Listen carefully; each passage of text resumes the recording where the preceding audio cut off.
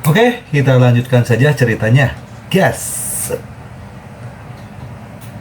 Bab 945-948. Yerong tidak berkata apa-apa. Lu Xiaopeng meremas brosur perekrutan menjadi sebuah bola. Setelah melemparkannya ke wajah Ye Kang, Lu Xiaopeng mengumpat dengan keras, "Dasar jalang, bisakah kamu punya otak dalam apa yang kamu lakukan? Pekerja yang kamu rekrut kali ini adalah pekerja yang menanam ramuan, bukan di lokasi konstruksi. Pekerja kecil, para gaji bulanannya adalah 3.000 yuan, dan kamu masih mengenakan biaya untuk makanan. Apakah menurutmu ada orang yang akan datang?" Melihat ini, Ye Kang menamparkan keningnya sendiri dan berkata tanpa daya, "Lihat otakku. Ah, kenapa aku melupakan ini? Oke, aku akan kembali sekarang, kamu dapat menggunakan para pekerja ini terlebih dahulu, dan aku akan membawa mereka kepadamu secepat mungkin." Lu Xiaopeng mengertakkan gigi dan mengutuk, "Mengapa kamu tidak cepat-cepat keluar?" Setelah melihat Ye Kang pergi, Lu Xiaopeng perlahan berjongkok di tanah. Pada saat ini, tidak peduli seberapa kuat ketahanan mentalnya, dia masih tidak dapat menahannya lebih lama lagi. "Saya belum melakukan sesuatu yang serius, dan saya telah membuang seluruh waktu saya untuk hal-hal yang berantakan ini. Jika masalah ini benar-benar berhasil, tidak masalah apakah kita dapat menemukan Lu Qing atau tidak. Tapi masalahnya, jika hal ini gagal, bagaimana dia harus menjelaskan kepada keluarganya saat dia kembali? 30 miliar, meskipun keluarga Lu punya uang, itu bukanlah jumlah uang yang kecil." Pikirannya berpacu dengan pikiran, untuk mencegah Ye Kang melakukan kesalahan seperti itu lagi. Lu Xiaopeng tidak punya pilihan selain melambaikan tangannya kepada Ah Hui dan berkata, "Ah Hui, pergilah dan lihat, kita harus segera ke sana, hal ini selesai." Ah Hui He mengangguk setuju dan segera mengejar Ye Kang. Waktu berlalu, dan hari lain pun tiba. Hari masih pagi. Lu Xiaopeng memandangi 80 orang yang berdiri di belakang Ah Hui, dan matanya langsung berdarah karena kebencian. Menatap Ah Hui, Lu Xiaopeng bertanya kata demi kata, "Di mana orangnya? Di mana orangnya?" Ah Hui juga bingung dan berkata sambil meringis, "Tuan, saya tidak tahu apa yang terjadi kali ini. Saya bersama Tuan Ye. Kami pergi merekrut pekerja. Apalagi prosesnya tidak ada masalah sama sekali, dan gaji para pekerja juga kami naikkan. Tapi sampai pagi ini, saat kami datang, baru mereka yang bersedia ikut bersama kami." Setelah Hui selesai berbicara, seorang pemuda berdiri dari kerumunan, memandang Lu Xiaopeng di depannya dan berkata, "Bos, sejujurnya, kami di sini untuk menghasilkan uang. Saya melihat di brosur rekrutmen bahwa gaji bulanan Anda adalah 30.000. Selain itu, akan ada 5.000 yuan untuk kehadiran sempurna, 50.000 yuan untuk kita masing-masing selama setengah tahun, dan 100.000 yuan untuk setahun penuh. Setiap orang yang datang ke sini hari ini akan diberi hadiah 3.000 yuan. Sekarang kita di sini, apakah kamu di sini? Haruskah hadiah yang diberikan kepada kita dibagikan terlebih dahulu?" Mata Lu Xiaopeng hampir jatuh ke tanah, belum lagi gajinya. Meski sehari tidak bekerja, mereka sebenarnya menginginkan bonus 3.000 yuan. Apakah menurut Anda mereka sedang beramal? Tepat ketika Lu Xiaopeng hendak mengutuk, Ye Rong buru-buru melangkah maju dan berkata kepada para pekerja di depannya, "Jangan khawatir, semuanya. Saya adalah kepala desa di desa Xiaoxi. Karena Tuan Lu mengatakan ini, saya akan memberimu sesuatu. Aku pasti akan mengirimkannya ke semua orang nanti." Lu Xiaopeng menarik napas dalam-dalam dan mencoba yang terbaik untuk menenangkan diri. Sebelum dia dapat berbicara, Ye Rong menarik Lu Xiaopeng ke samping dan berkata, "Tuan Lu, aku pikir kita harus cepat dan mengirimkan 3.000. Bonus RMB 100 akan diberikan kepada orang-orang ini. Selama dibayar, saya pikir jumlah orang pasti akan bertambah besok." Lu Xiaopeng mengertakkan gigi dan bertanya, "Bagaimana kamu tahu?" Ye Rong menjelaskan dengan serius, "Gajinya terlalu rendah pada awalnya kemarin lusa. Tidak ada yang datang. Tetapi setelah kurang dari sehari, gaji dan tunjangan tiba-tiba meningkat berkali-kali lipat. Di permukaan, kebanyakan orang akan berbondong-bondong melakukan perlakuan seperti ini. Tetapi sekarang orang-orang telah mengembangkan otak mereka. Saya pikir mereka pasti sekarang mereka takut bertemu pembohong. Tetapi jika kita memberi mereka uang dan menyebarkan berita, mereka yang masih menunggu pasti akan datang. Pekerja kita akan diselamatkan. Setelah Ye Rong selesai berbicara, Lu Xiaopeng merasa apa yang dikatakan Ye Rong masuk akal. Belum lagi kota Jiangnan, bahkan di ibu kota, gaji setinggi itu jarang terjadi. Setelah dengan enggan menyetujuinya, Lu Xiaopeng mengatur agar Ah Hui membagikan 3.000 yuan yang dijanjikan kepada para pekerja sesegera mungkin. Namun, Lu Xiaopeng selalu melebih-lebihkan hati orang-orang. Dalam keadaan saat ini, berapa banyak orang yang bisa datang bekerja di sini dengan serius dan siap bekerja keras dan menghasilkan uang? Lebih dari 80 orang, setelah mendapat bonus 3.000 yuan, saat itu sekitar jam 7 malam, hanya tersisa kurang dari 20 orang yang melarikan diri. Termasuk sekitar 30 orang kemarin, hanya ada sekitar 50 orang di rumah kaca bahan obat yang dulunya mampu menampung ribuan orang. Setelah mendapat kabar dari Ah Hui bahwa para pekerja pergi dengan membawa uang, Lu Xiaopeng benar-benar memahami mengapa begitu sulit bagi para pemimpin tingkat bawah untuk melakukan pekerjaannya. Di masa lalu, sebagai tuan muda tertua dari keluarga Lu, dia menyendiri dan orang-orang yang bekerja dengannya semuanya adalah bos yang bernilai ratusan juta. Bekerja dengan orang-orang ini adalah hal yang sulit. Namun kali ini, orang-orang yang dihadapinya semuanya adalah orang-orang biasa yang berada di lapisan bawah masyarakat. Orang-orang tersebut sama sekali tidak mengikuti rutinitas. Rencananya tidak pernah bisa mengikuti perubahan. 3 hari berlalu, bahan obat yang tidak dikelola oleh pekerja ibarat anak kecil yang kekurangan susu. Pertumbuhannya tidak sebaik hari demi hari. Bahkan ada yang mulai layu. Ye Kang tidak mengatakan dia tidak akan membantunya. Dia bekerja keras setiap hari untuk mengirim pekerja kepadanya. Tetapi mengirimkan begitu banyak pekerja hanyalah setetes air di ember bagi mereka. Siang hari pada hari keempat, Lu Xiaopeng masuk ke rumah kaca bahan obat. Ketika melihat kondisi bahan obat, matanya menjadi gelap dan dia hampir pingsan. Ketika saya melihat bahan obat ini beberapa hari yang lalu, saya melihat bahwa semua bahan obat ini sungguh ajaib. Namun kini, hanya dalam 4 hari, semua ramuan yang semula penuh vitalitas telah berubah menjadi bahan obat biasa, bahkan ada yang mulai layu. Rumah kaca obat mujarab yang bernilai 30 miliar itu jatuh ke tangannya sendiri hanya dalam 4 hari. Lu Xiaopeng tidak bisa memahaminya, dia bahkan merasa ini adalah hukuman Tuhan untuknya.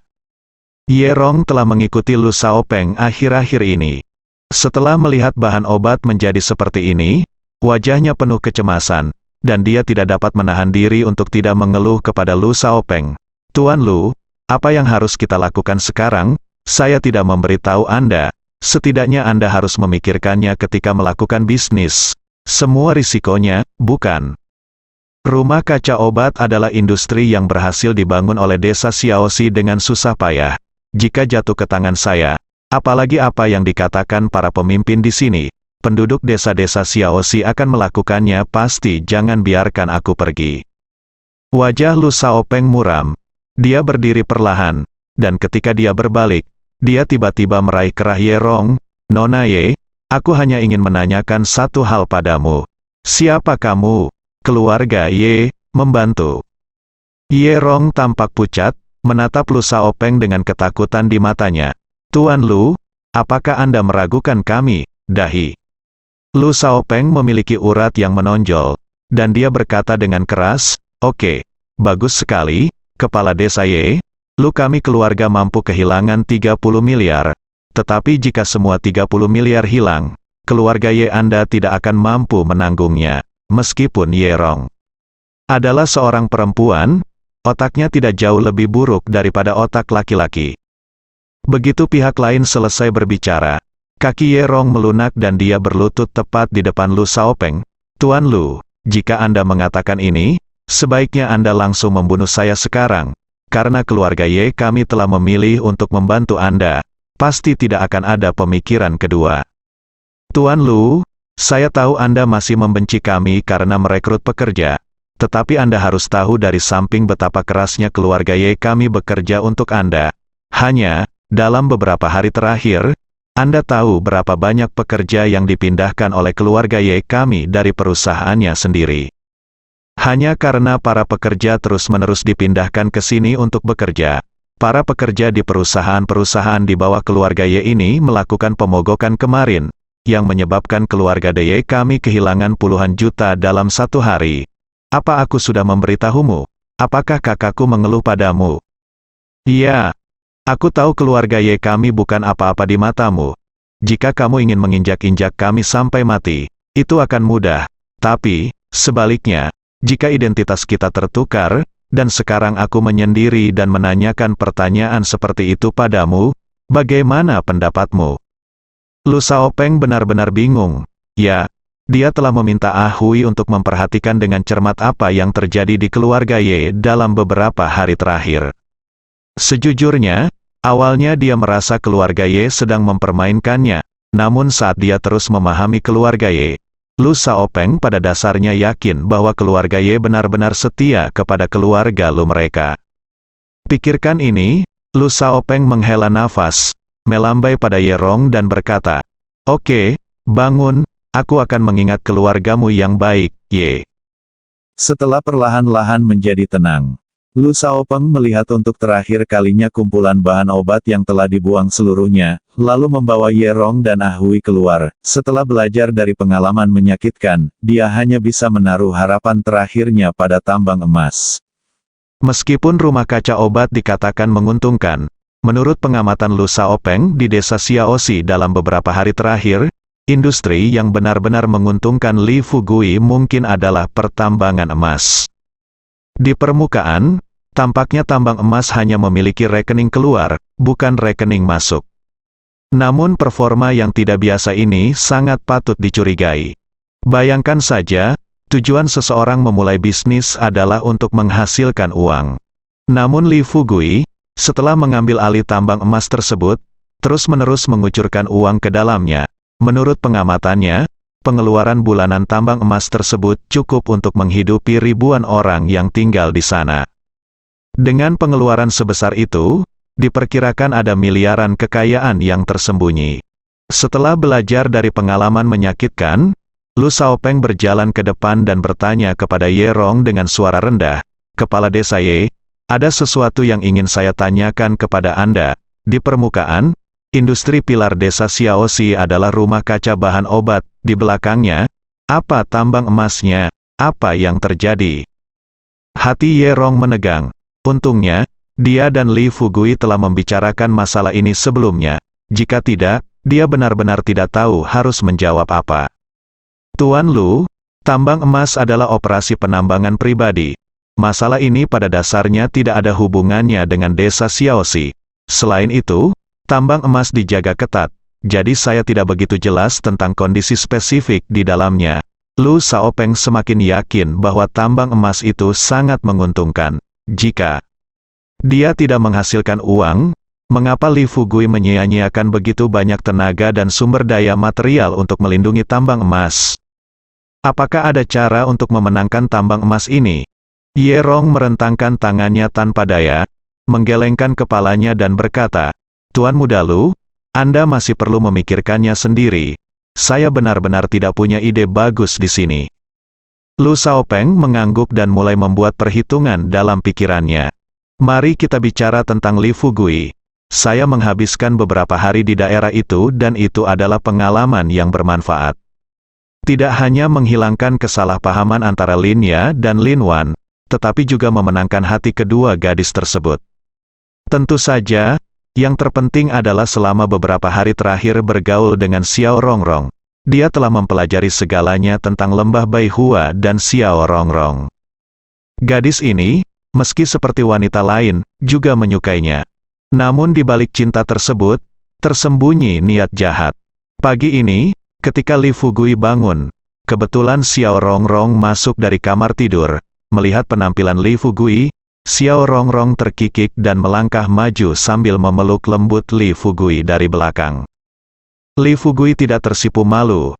Dia hanya berdiri di depan jendela dan melihat keluar jendela. Ada apa? Bukankah tadi malam kamu bilang kamu tidak bisa bangun hari ini? Kenapa kamu bangun lebih awal dariku? Xiao Rongrong terkikik. Saya juga tidak ingin bangun, tetapi saya pikir Tuan akan sarapan di pagi hari. Saya takut apa yang dimasak orang lain tidak sesuai dengan keinginan Anda, jadi saya membuatkannya untuk Anda. Li Fugui berbalik dan hendak memeluk Xiao Rongrong ke tempat tidur lagi, memikirkan hal itu dari sudut matanya. Dia benar-benar melihat Zhou Xiaoyu berdiri di depan pintu. Qi Kuai Kui. Xiao Li Fugui merasa sedikit malu saat melihat gadis ini. Dia mengembalikan pikirannya dan mengambil pakaian di samping tempat tidur. Setelah memakainya, dia dengan penasaran bertanya kepada Zhou Xiaoyu, "Mengapa kamu di sini?" Xiao Rongrong berbalik berkeliling dan mengikuti Zhou Xiaoyu. Setelah melihatnya, dia melambaikan tangannya dan berkata, "Kamu turun dan tunggu, kami akan segera turun." Zhou Xiaoyu mengangguk dan berjalan ke bawah dengan wajah memerah. Xiao Rongrong menarik Li Fugui untuk duduk di samping tempat tidur, lalu berkata sambil tersenyum, "Aku telah bersamamu selama berhari-hari, dan sekarang aku tidak bisa hidup tanpamu. Aku telah memikirkannya, dan urusan bisnis itu penting, akan diselesaikan untuk saat ini. Aku serahkan pada Xiaoyu untuk mengurusnya. Kamu belum keluar akhir-akhir ini, jadi kita berdua akan tinggal beberapa hari lagi." Senyuman aneh muncul di bibir Fugui. Dia mengulurkan tangannya dan dengan lembut mencubit wajah merah muda Xiao Rongrong. Di wajahnya, dia bertanya dengan isyarat, "Apakah kamu enggan berpisah denganku? Atau kamu enggan berpisah dengan yang lain?" Wajah Xiao Rongrong seketika memerah sampai berdarah, dan dia buru-buru mengerucutkan bibirnya dan berkata, Kamu berencana menggangguku pagi-pagi sekali, benarkah?" Li Fugui tertawa terbahak-bahak, dia memeluk Xiao Rongrong dan pergi tidur lagi. Hampir 1 jam kemudian, Li Fugui dan Xiao Rongrong baru saja turun dan duduk di meja makan. Li Fugui berencana mengisi perutnya dan pergi ke rumah sakit untuk menemui Su Qing pada siang hari. Namun di luar dugaan, telepon tiba-tiba berdering. Setelah menjawab telepon, Yerong hanya berbisik di ujung telepon, "Bahan obatnya hampir habis." Li Fugui tampak gugup. Dia mengangguk dan berkata, "Baiklah, saya akan kembali hari ini." Setelah menutup telepon, Xiao Rongrong mendekati Li Fugui dan bertanya dengan prihatin, "Tuan, ada apa?" Li Fugui dengan santai tersenyum dan berkata, "Tidak apa-apa, saya punya untuk kembali hari ini. Ini sebuah perjalanan." Wajah Xiao Rongrong penuh kegembiraan, dan dia berkata dengan senyum bahagia, "Kalau begitu Tuan harus membawaku bersamamu." Li Fugui tidak menolak, mengangguk dan tersenyum, "Oke, setelah sarapan, kita akan kembali bersama." Desa Xiaoxi, sejak Lu Shaopeng mengalihkan targetnya ke tambang emas, dia memikirkannya sejak lama dan akhirnya memikirkan cara. Karena Anda tidak dapat menangkap ranjau dari depan, cobalah merebut ranjau dari samping. 30 miliar dibuang ke rumah kaca obat.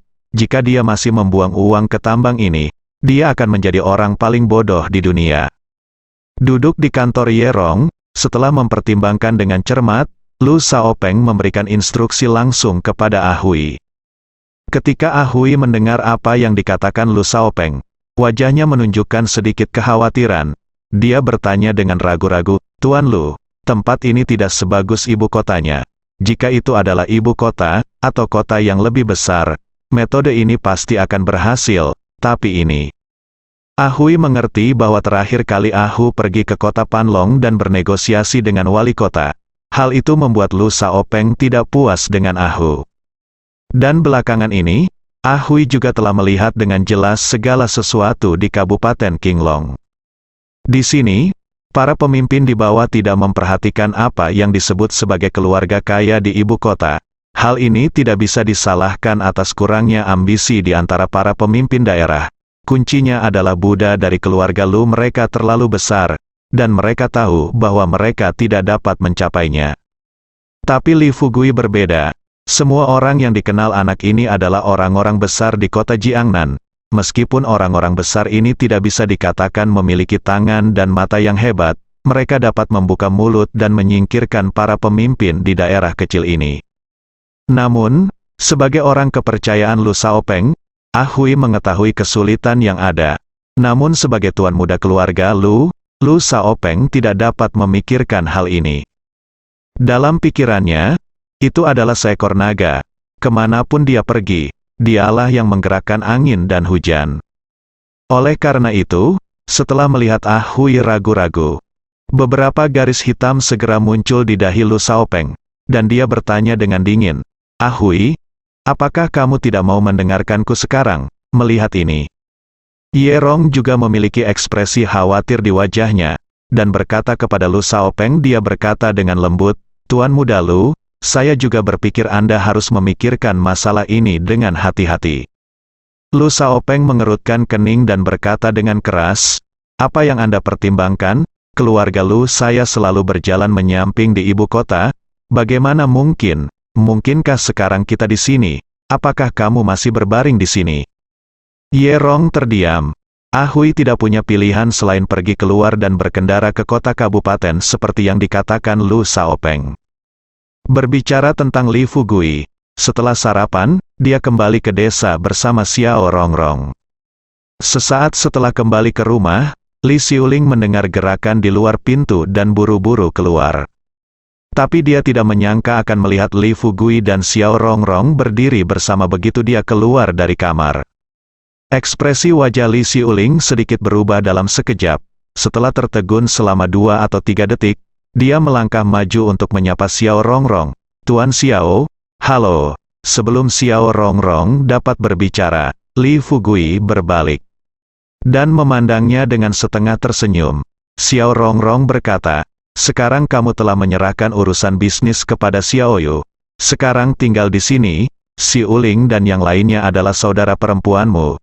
Sejak perusahaan bahan obat dan Sihai Medicine mencapai koperasi hubungan, Li Xiuling bersama Yu Qingqing, Xiao Wei dan lainnya, mereka sudah memiliki pemahaman baru tentang bos pengobatan Sihai. Meski beberapa dari mereka masih belum mengetahui secara spesifik hubungan antara Xiao Rongrong dan Li Fugui, siapapun yang memiliki otak kecil bisa memikirkan apa yang terjadi pada Li Fugui dan Xiao Rongrong. Namun, ketika Li Fugui membawa Xiao Rongrong ke rumahnya, muncul di depan gadis-gadis ini, dan meminta Xiao Rongrong untuk menyebut gadis-gadis ini sebagai saudara perempuannya. Jika mereka tidak terkejut, mereka akan berbohong. Sambil berpikir seperti ini, Xiao Rongrong dapat mengambil dan meletakkannya, dan dia tidak terlihat seperti CEO farmasi Sihai.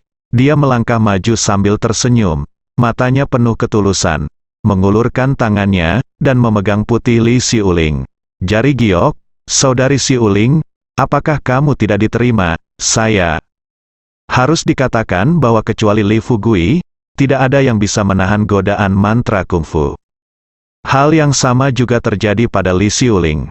Saat melihat senyuman di wajah Xiao Rongrong, ketidakbahagiaan di hati Li Xiuling lenyap dalam sekejap. Sebaliknya, seolah-olah dia baru saja melihat adiknya sendiri, dia memegang tangan Xiao Rongrong dan berkata sambil terkikik, "Rongrong, lihat dirimu, apa yang kamu bicarakan ketika kamu sampai di sini, itu seperti datang ke rumahmu sendiri. Jangan sopan." Xiao Rongrong membungkuk, menempelkan wajahnya ke pipi kemerahan Li Xiuling, dan berkata dengan lembut, "Saudari Xiuling, bagaimana saya bisa melakukannya? Itu bagus." Mendengar ini, Li Fugui merinding di sekujur tubuhnya. Dia buru-buru melambai ke Xiao Rongrong dan berkata, "Apa yang membuat kalian berdua begitu menyebalkan? Ngomong-ngomong, pergilah ke lantai 2 untuk mencari kamar tidur. Ada beberapa hal yang ingin ku bicarakan dengan Xiuling dan yang lainnya." Xiao Rongrong mengangguk, setuju, dan benar-benar mendatanginya, seolah di rumah sendiri. "Aku berjalan menuju lantai 2. Li Xiuling menunggu sampai Xiao Rongrong pergi, lalu menatap Li Fugui dengan heran dan bertanya, "Fugui, apa yang terjadi? Mengapa kamu membawanya ke sini?" Li Fugui dengan santai tersenyum dan berkata, "Ada apa? Apakah kamu cemburu?" Li Xiuling dengan marah. Dia memutar matanya ke arah Li Fugui dan cemberut, "Mengapa aku cemburu? Sejujurnya, aku bahkan tidak peduli dengan siapa kamu berkencan sekarang. Hanya saja, aku selalu merasa bahwa wanita ini bukan orang baik. Aku khawatir kamu berada dalam posisi yang kurang menguntungkan. Li Fugui mau tidak mau memiliki pikiran liar ketika dia melihat penampilan kecil Li Xiuling yang lucu. Meski beberapa hari terakhir ini dia banyak menggoda wanita. Tapi wanita berbeda, saudari Xiuling, aku merindukanmu. Saat dia mengatakan ini, Li Fugui menjemput Li Xiuling. Wajah Li Xiuling memerah sampai ke lehernya, dan dia buru-buru melambaikan tangannya. Fugui, jangan main-main, King masih di atas. Begitu dia selesai berbicara, Yu King muncul di sudut tangga pada detik berikutnya. Lantai, berdiri bersama Yu King, bahkan ada Gao Yunru. Melihat pemandangan ini, Li Fugui hampir melompat kegirangan. Dia tersenyum gembira pada Gao Yunru dan bertanya, "Saudari Gao, mengapa kamu tidak menyapa ketika kamu kembali?" Gao Yunru sedikit mengernyit dan menatap Li Fugui dengan sedikit ketidaksenangan. Dia berkata, "Kamu adalah orang yang sangat sibuk sekarang. Saya menyapa kamu. Bagaimana kamu masih punya waktu untuk datang menemui saya?" Jelas sekali, Gao Yunru juga cemburu. Hal ini tidak bisa disalahkan atas situasi Gao Yunru saat ini. Kuncinya adalah Gao Yunru mengetahui apa yang telah dilakukan Li Fugui di daerah tersebut baru-baru ini, serta apa yang terjadi dengan Sun Yan dan Wan Ying di sekolah. Sebagai seorang wanita, meskipun Gao Yunru jarang bertanya tentang kehidupan pribadi Li Fugui di permukaan, di dalam hatinya, adalah suatu kebohongan untuk mengatakan bahwa dia tidak keberatan sama sekali. Terlebih lagi, saat Xiao Rongrong baru saja naik ke atas, dia bertemu langsung dengan Gao Yunru. Setelah penyelidikan singkat, Gao Yunru tidak percaya Li Fugui telah membawa pulang Xiao Rongrong sekarang. "Saya mendengar beberapa hari yang lalu bahwa Hua Duo datang. Saya tidak tahu kemana dia pergi dalam 2 hari terakhir. Sekarang desa Xiaoxi berada dalam kekacauan. Orang ini sebenarnya dapat membawa Xiao Rongrong ke sini. Apakah ini karena desanya kurang semrawut?" Setelah Gao Yunru selesai berbicara, Li Fugui buru-buru tersenyum dan berkata, "Kakak, apakah kamu tidak sibuk? Ngomong-ngomong, perusahaan farmasi di zona pengembangan sudah mulai bekerja." Gao Yunru tidak menjawab, berbalik dan berjalan menuju ruang kerja dengan wajah lurus. Li Fugui tersipu, dan Li Xiuling mencondongkan tubuh ke telinga Li Fugui dan berbisik, "Fugui, kamu benar-benar bertindak terlalu jauh kali ini. Kamu tidak tahu betapa sibuknya Sister Gao akhir-akhir ini. Kemarin sore, dia meninggalkan zona pengembangan setelah kembali. Dia membaca laporan pendapatan dan pengeluaran perusahaan untuk periode terakhir dalam semalam, dan pergi ke rumah kaca bahan obat di pagi hari. Tepat ketika Anda kembali, dia menghubungi tim konstruksi lagi untuk mempersiapkan perluasan gedung asrama perusahaan bahan obat. Saya mendengar dari King, saudari Gao, saya belum tidur selama hampir 3 hari.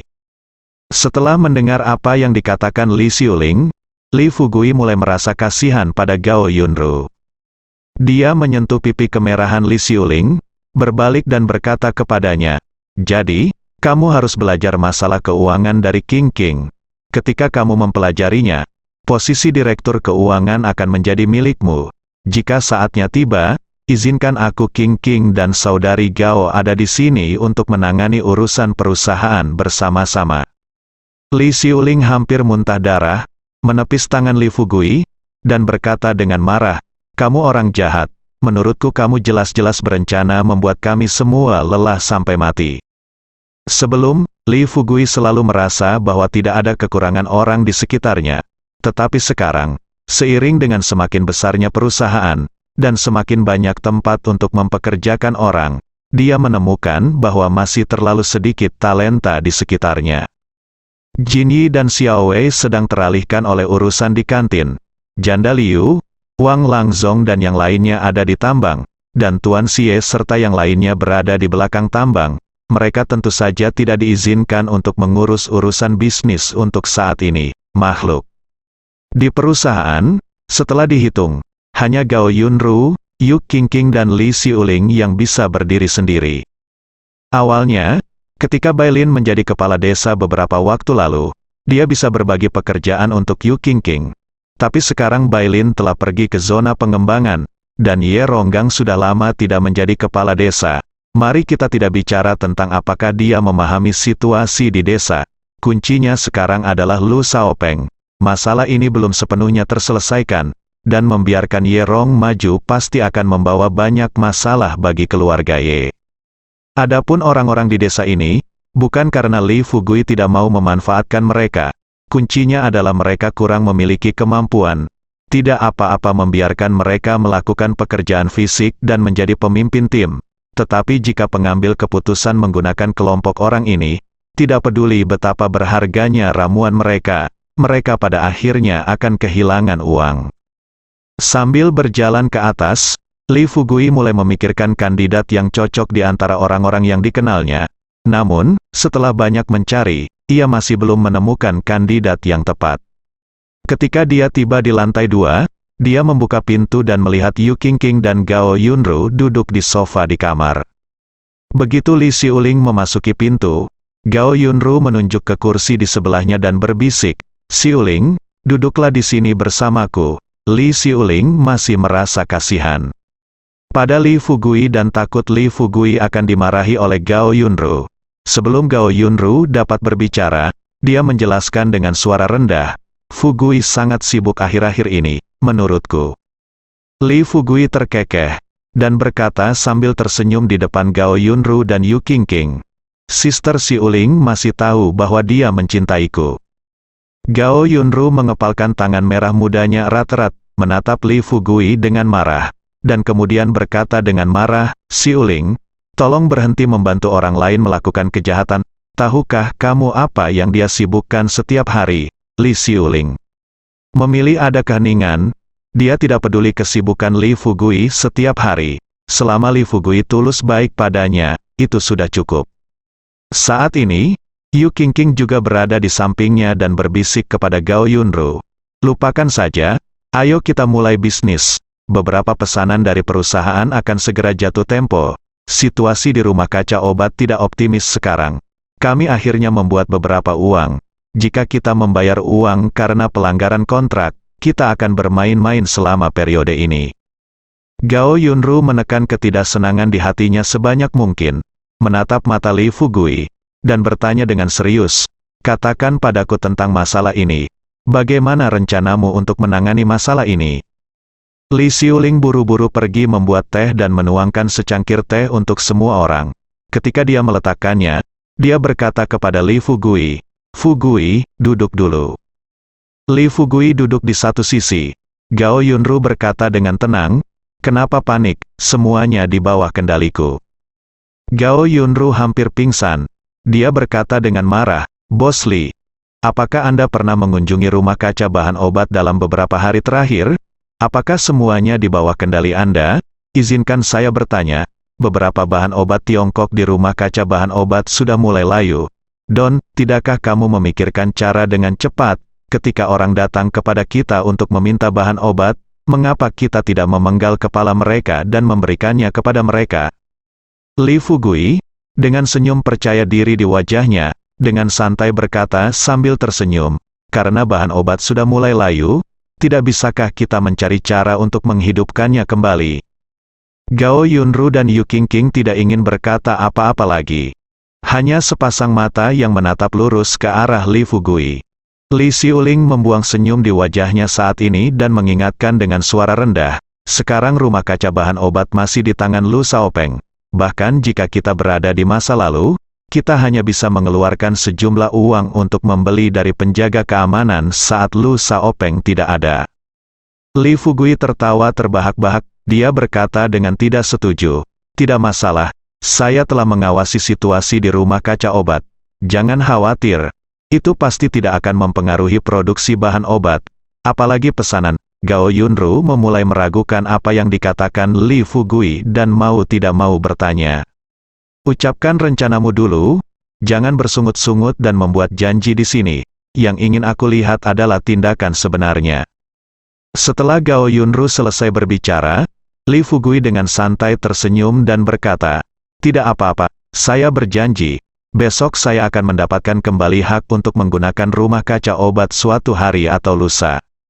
Gao Yunru melirik ke arah Yu Qingqing, dan Yu Qingqing kemudian bertanya, lalu bagaimana caranya menurut Anda berapa lama waktu yang dibutuhkan bahan obat untuk kembali ke pertumbuhan normal? Li Fugui penuh percaya diri. Dia berkata, setelah mendapatkan rumah kaca bahan obat, saya dapat membuat bahan obat tumbuh normal dalam waktu kurang dari 3 hari.